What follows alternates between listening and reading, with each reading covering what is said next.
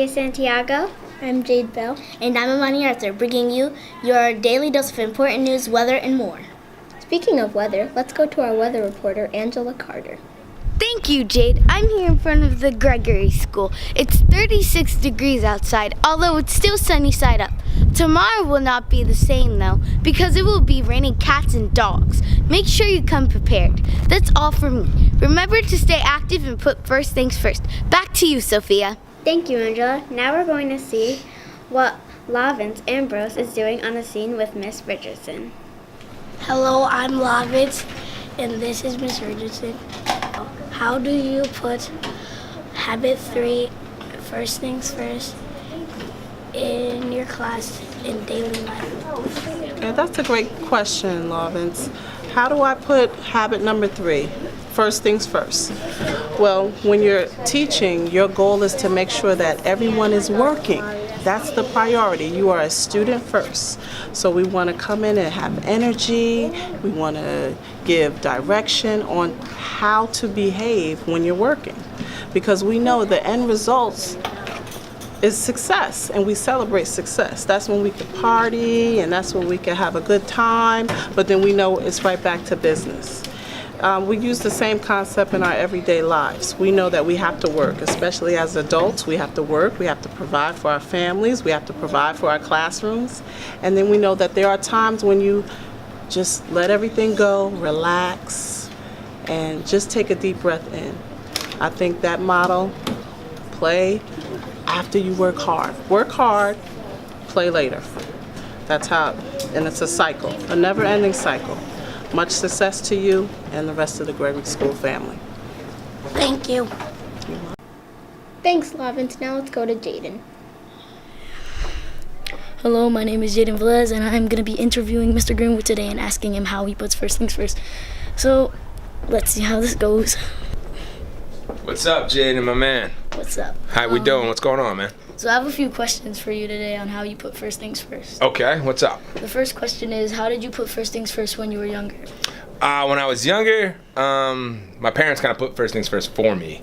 I was kind of kid who would like to put what I wanted to do first rather than what I'm supposed to do first. So my parents, my teachers definitely helped me prioritize and let me know what was most important, and that's things I had to get done first. Okay.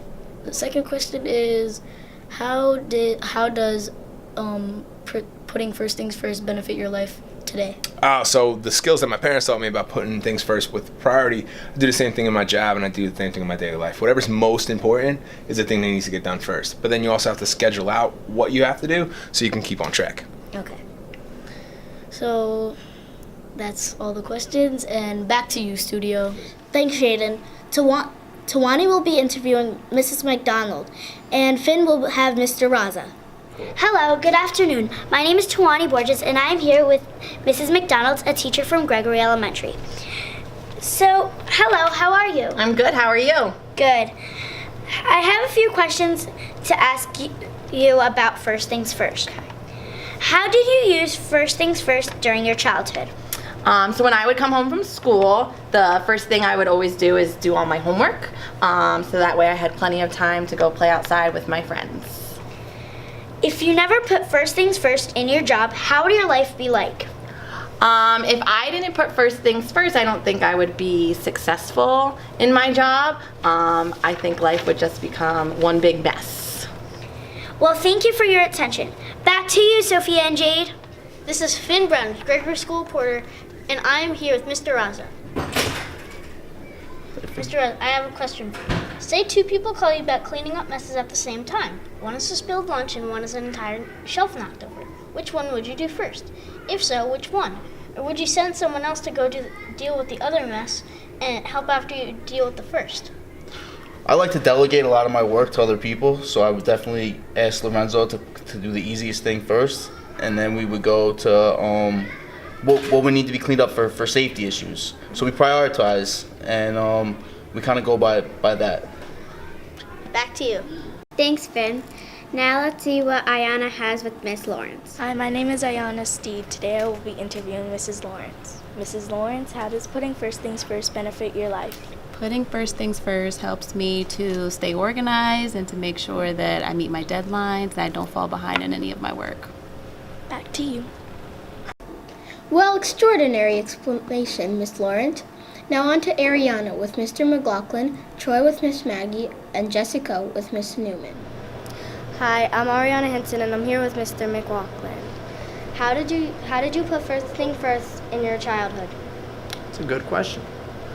For me, before I was able to go out and play and have fun and video games and all of that great stuff, my parents insisted that I did my homework, whether it was facts, adding, subtracting, reading to them. Mrs. Bruckner, when she had me in kindergarten, we had to do the same thing with her. You work first and then you can play. It's not the opposite. Hi, my name is Troy Jetter, and I'm here with Miss Maggie from Gregory School, the secretary, and I have a question for you. Okay. Have you ever had a stressful time at work, but you did it anyways?